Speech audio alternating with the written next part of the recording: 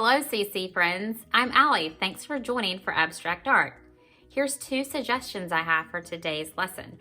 We have one that's kind of like a zoomed in of the top of the Native American's head, and then we have just some dots here with feathers sticking out like that.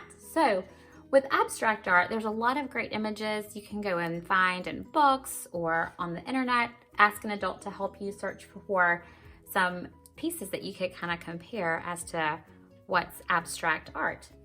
So abstract art is art that doesn't necessarily try to attempt like a certain reality or like looking at something and being, I know exactly what that is. It's not necessarily realistic, but instead it focuses on shapes, colors, and forms and textures to achieve the effect. So here, colors and textures, and again, we're using shapes to kind of relay an image and a feeling. So the materials you're going to need today are going to be some paper. You could use printer paper. This week, cardstock is a good option if you're going to be using watercolor or if you're going to be doing any of the collage. So let's go through this lesson. If you need to pause the video at any time, please do that. I'm going to try to move quickly so we can get both of these in here, okay? So grab your materials. Cardstock, a black pen or Sharpie or a black crayon. We're going to draw this out and then I'll show you how to take these in either direction.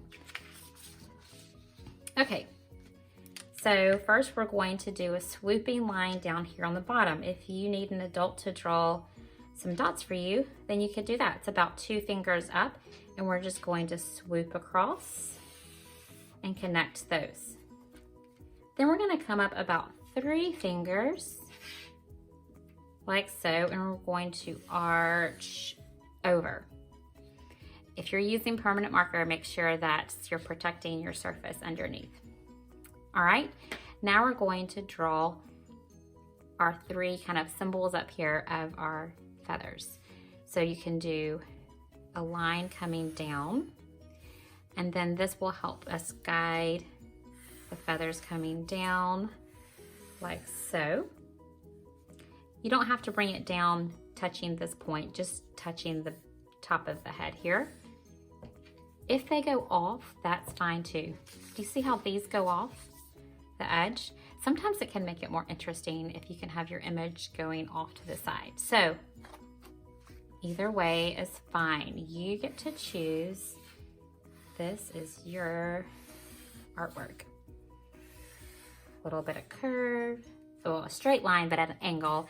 And now we're adding this curve on here. Okay, now here's where you've got to decide, are you going to do the collage? Maybe you've already cut out some in advance. You could use magazines, or you could just get some like colored construction paper and do it that way. My suggestion would be, if you're going to do the collage, go ahead right now and you're gonna cut these lines here. You could have an adult cut it for you, okay? Sometimes it can be tricky when you have a lot of lines on the paper and after you've done this hard work. So these are the lines you're cutting the outside edge. If you like to do it, but you want to make sure you get it done and you don't cut the wrong one, maybe you could have an adult just come through, because we're going to cut this out and just draw where you're going to need to cut. So hey, cut on the orange line or whatever color you choose. Okay, that's what you're going to cut out. So after this is cut out, then you can start gluing on here. Okay, and when you're gluing, you want to make sure that you're overlapping your pieces. Okay, to do the hair, I just took some black crayon and I just did the lines arching across like so, kind of going in that pattern. If you want to use your Sharpie, if you want to even bring in other colors, then you can do that. You can do a little brown and black, just fill it in, but I just did lines. You can do that as thick or as heavy as you want to. For the band down here, I did it solid. So you just color that in like so, all the way through. If you want to mix in different browns, if your pack of crayons has that, then you can. So you have now glued all of these on. You've filled in these areas. So then you're gonna have all of your papers glued on here, but they're gonna be hanging over the side. So you're gonna need to do a quick trim up. So, whoa, Mr. Scissors. So you're gonna need to trim the paper that's hanging off after you've done your collage, okay? Now remember, I said you can pause today, okay? So that, because I'm moving quickly to get in these other options. So now you have, basically you have like this, okay? It's not all the way glued down. Then you get a colored sheet of paper. So I chose blue, you could get yellow, and you glue your artwork onto the paper like so. And that just makes it pop and stand out and be unexpected. And remember to sign your name. So that's how you execute that. Now, if you're doing the one where you're going to do the watercolor, then you don't need to worry about cutting it out. You can just leave it. But maybe you do want to put it on a bright sheet of paper or put it on like newspaper or something kind of unexpected. That's up to you. You get to decide as the artist. Now, I did the same treatment here as far as black crayon, a few marks with a Sharpie, some brown, and then I did crayon up here. So I took blue, orange, and different shades of green, and I did different lines on my feather. If you watched the Mirror Image Week, it's kind of like that, if you want to. Okay, so I drew that in, and you can, like I said, get different, excuse me, get different colors. So what the watercolor does is it resists the wax crayon. So when it's time to go and paint it on there, here's my watercolor, here's my brush. I'm gonna hold it on the handle. I'm not gonna hold it down here because I don't wanna get my fingers wet or get paint on it. So you dip it in your water, and so since I have the green there, then you can paint the green on top of that. And because they're both green, I'm just gonna kind of blend those together.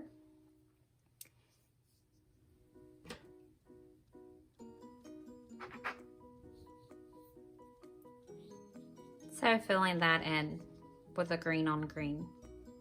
That's just a suggestion. So with a yellow, then you can get yellows or oranges. Oh, my green's still in there. That kind of looks cool too. Because what color makes up green? It's yellow and blue. So actually I like that. So you decide. So in the end, then you get something that looks like this, okay? If you wanted to cut it out and have it on a bright sheet of paper, you could do that. So those are those two suggestions. So we drew it out. You can do the collage option or the watercolor option. Let's go to our other suggestions. And sometimes with abstract, you know, you're like, well, you could have it horizontal, you could have it vertical. All right, so with this, again, you use what materials you have. So if you only have crayon or marker, then just use those. This is crayon, this is watercolor. All of these have watercolor on them. This one's got marker, this one doesn't. So use this as inspiration, but what we're doing is we're taking, I felt like that the circles represented the tribe, and then we have the different feathers. So for example, here, I felt like we had this old chief with his long headdress, and now we have his son as the acting chief. here, kind of dominant in the center. And then this is his son that one day will become chief of the tribe. But what we did, like when you first look at it, you don't think, oh, I see a tribe of Native Americans. You see these brown paint circles, and then you see these bright color feathers. So, but they tell a story, and maybe that's the story I thought about when I painted it, but maybe you see something different. We could turn it over to the side and maybe we see something different. Maybe this was where they used to live and they had to journey away from that place to find new land, to find game to hunt. So grab your sheet of paper. It can be cardstock or computer paper, printer paper, just depending on what medium you're going to be using. And sometimes using half a sheet of paper can come up with some really great artwork because you're not having to fill up the whole sheet. So let's just use that. So I'll lay those back out there, but we'll do a brown crayon. And I would say at minimum, especially if you're working with a half of sheet, do 3 circles, okay? And then we're gonna fill them in. And they don't have to be perfect. I'm gonna kind of do like a little spiral. And maybe yours are kind of the same size, maybe they're different.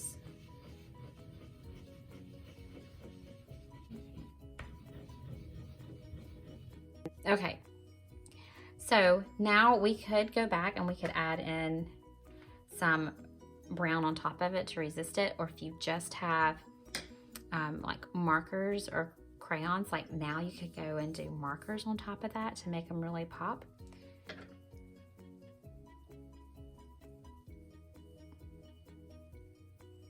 So I'm just adding a little brown. Do you see how it just kind of sits on top of the wax crayon? It just kind of fills it in.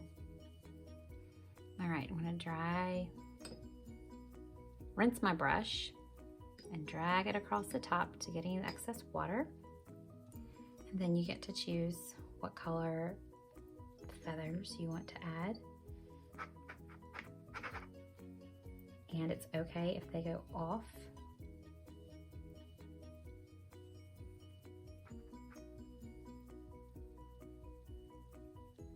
It makes it really beautiful when it dries if you kind of put some contrast, like the same colors but they're contrasting. So we have a light green and a dark green, so we could do that with like orange. We could have an orange and red together. And if I have too much water on my brush, then the water is gonna run across the page. So just gonna have a medium amount.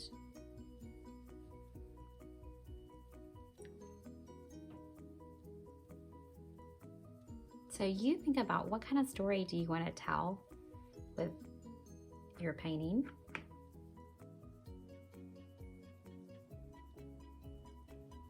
And then we just add that on there.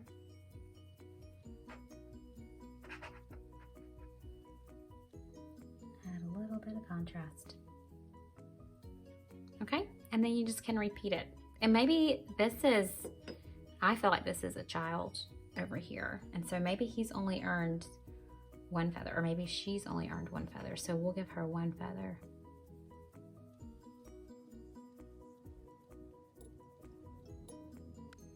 And you just kind of repeat the process like so.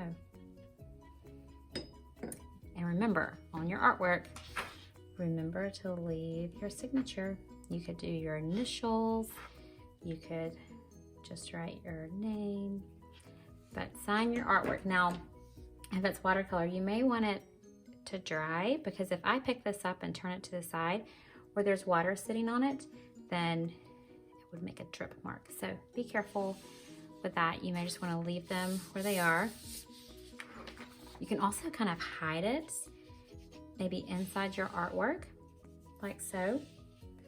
So this was with markers. We set up the circles with markers. We did spirals, and then we did some dots around.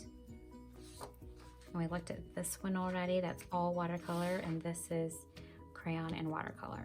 So abstract can be really fun for some people because you're like, yay, there's no rules. We're just gonna kind of do this and that. And what do you feel like?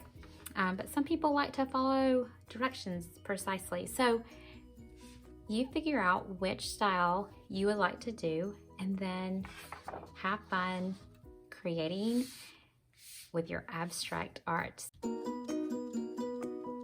Thanks for joining me today for the abstract lesson. Have fun creating beauty.